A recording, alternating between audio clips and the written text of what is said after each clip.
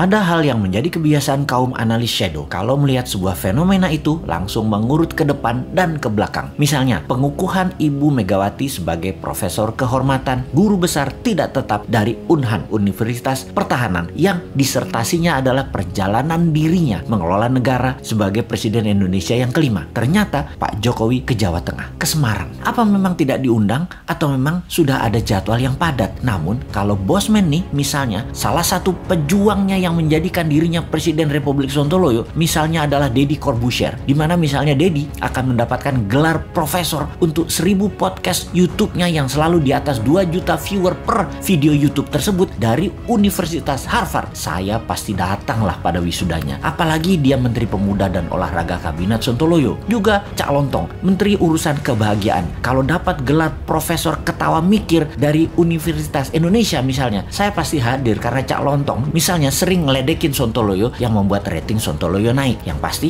masyarakat bahagia jadinya. Ya pasti akan hadir lah si Bosman ini. Rocky Gerung misalnya dapat gelar profesor akal sehat, juga Menteri Pendidikan dan Budaya akal sehat, pasti Bosman hadir. Namun di acara Ibu Megawati dikukuhkan sebagai profesor, mudah-mudahan memang Pak Jokowi tidak diundang seperti Pak Ganjar nggak diundang di acara PDIP Semarang gitu ya. Tapi sekali lagi, kok Pak Jokowi ke Semarang ya, ke Ganjar ya? Kenapa ya? Nggak ke Saudi sekalian urusin supaya Indonesia bisa berhaji misalnya?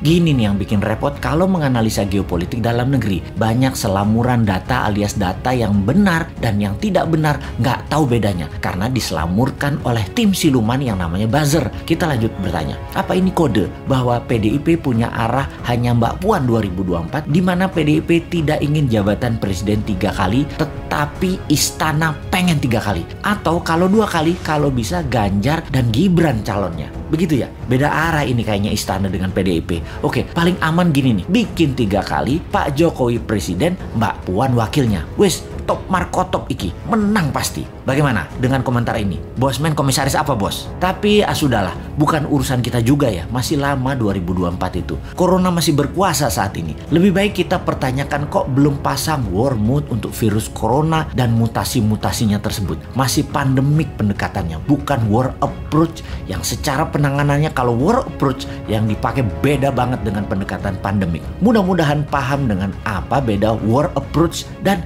pandemic approach.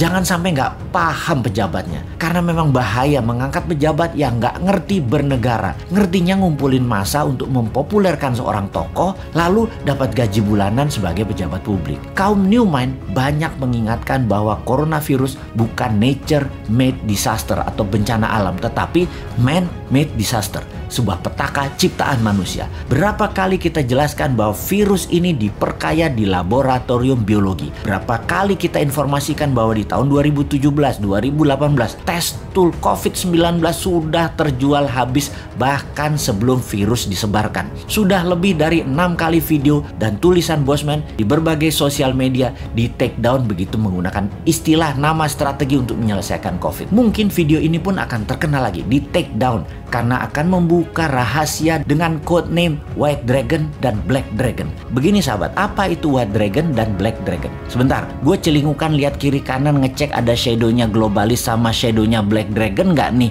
di WC jongkok gue yang lagi mengupdate status.